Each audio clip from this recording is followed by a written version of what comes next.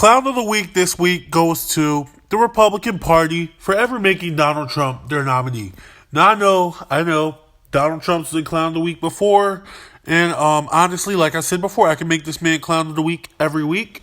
But this time, I'm not going to give the clowning to him. I'm going to give it to his party because the Republican Party nominated Donald Trump. They did not do everything they could do to stop him from getting nominated. They just thought he wouldn't win, and a lot of them, when he did win the primary, they're like, okay, we'll throw our lots in behind Trump, and he got a lot of support, and he won the election. Now they were like, well, at least we have a Republican in power, but they created a monster that they could not control. And I guess also this Clown of the Week should not just be given to the Republican Party establishment, but right-wing media like Fox News, The Blaze, and other outlets, the New York Post and other outlets, for enabling the behavior that has led to this current controversy that Trump finds himself in. Now, it's no secret that Trump believes that the election was stolen, allegedly. I don't think he believes that. I think he's a pathological liar, so he's convinced himself of his own lie.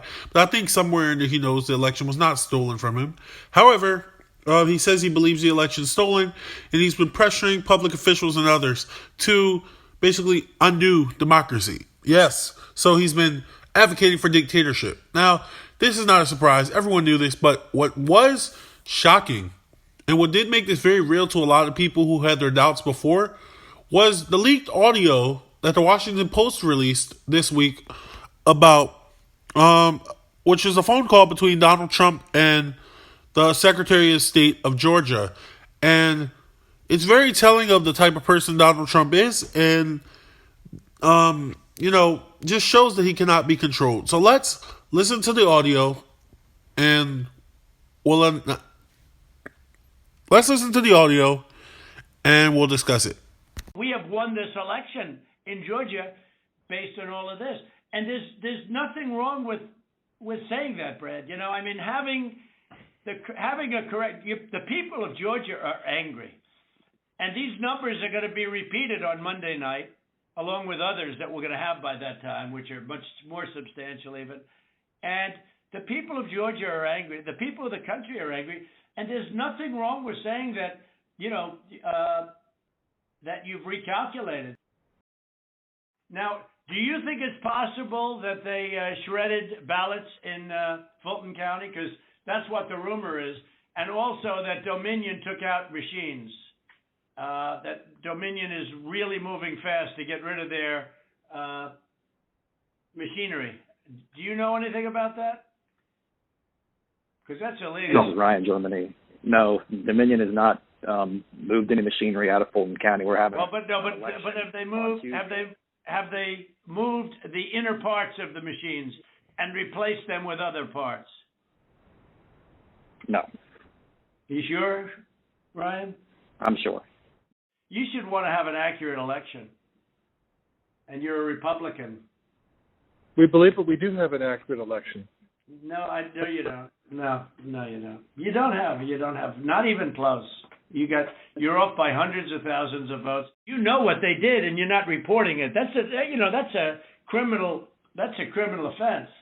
And you can't let that happen. That's a big risk to you and to Ryan, your lawyer. That's a big risk. Look, all I want to do is this. I just want to find 11,780 votes, which is one more than we have, because we won the state.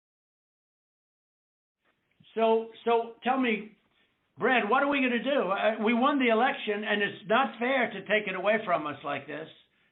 And it's going to be very costly in many ways.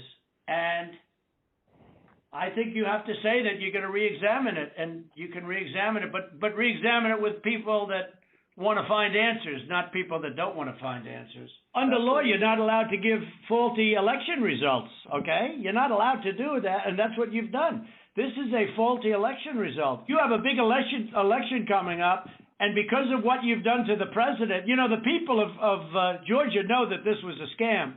And because of what you've done to the president, a lot of people aren't going out to vote. And a lot of Republicans are going to vote negative because they hate what you did to the president. Okay? They hate it. and they're going to vote. And if you would be respected, really respected, if this thing could be straightened out before the election. You have a big election coming up on Tuesday. Damn, son. Damn, son. If there was ever a time for a damn son meme, it's right now. So, Donald Trump is on the phone call, and this is how you know that he's intentionally lying. Even though he might be, convincing himself of his own lie. He said, well, we won, and we clearly won the election, blah, blah, blah. And then he goes on to say, hey, man, you need to find the votes. And I know you have an election coming up, and it won't look good. So Donald Trump is blackmailing the Secretary of State of Georgia, who is a Republican, by the way, to basically overthrow the will of the people and the Democratic election that we have held, which he clearly lost. And it wasn't close. He lost by 8 million votes. He lost to Joe Biden. Joe Biden got 306 electoral votes, which is a landslide. If you're talking about Trump in 2016 over Hillary, by the way, he lost that popular vote, but he did win 306 electorals. But when Biden wins, it's cheating. It's not real. Right?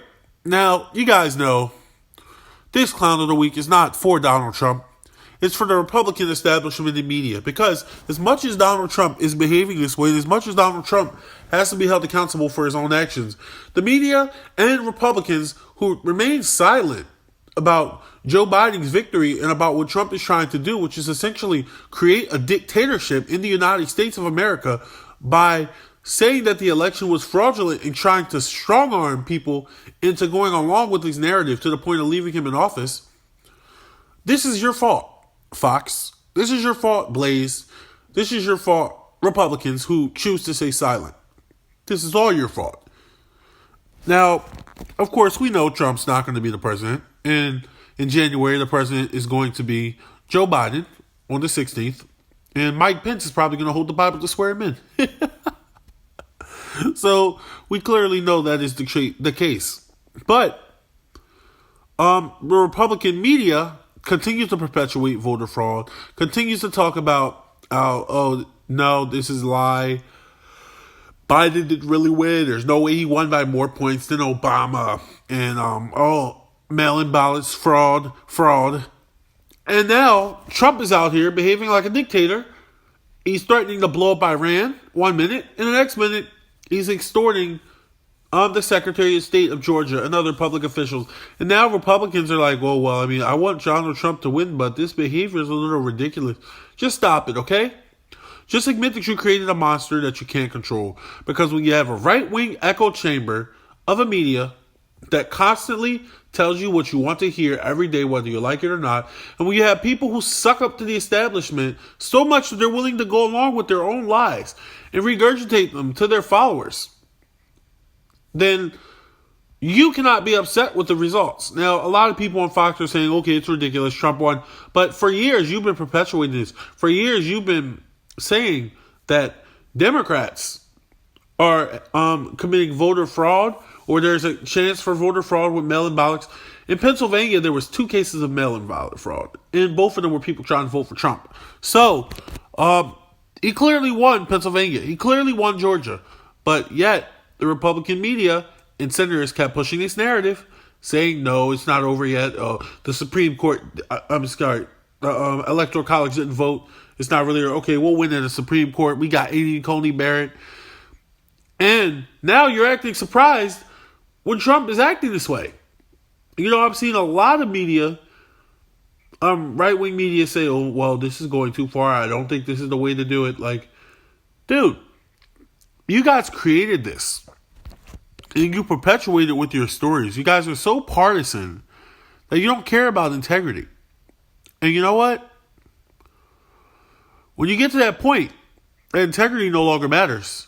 And that's all about your narrative. And that nothing else matters because you are right. And the other side is completely wrong to the point where you will lie to protect your side. That's when you know not only you fucked up, but You created an environment for a fascist dictator to arise. Now, we know that Trump's not going to be in again in 2024. 2020, excuse me. But he is planning on running in 2024. And it's going to be interesting to see if he runs third party and if he creates his own party, because I think a lot of the Republican base would follow him. So it's going to be very interesting to see if he runs as a Republican again or if he chooses to run with his own party. But either way, the Republican establishment is definitely clowns because they created this monster, and now that the monster is out of control, they're like, oh my God, what is going on? And they're trying to distance themselves. Yeah, okay, man. This was your doing.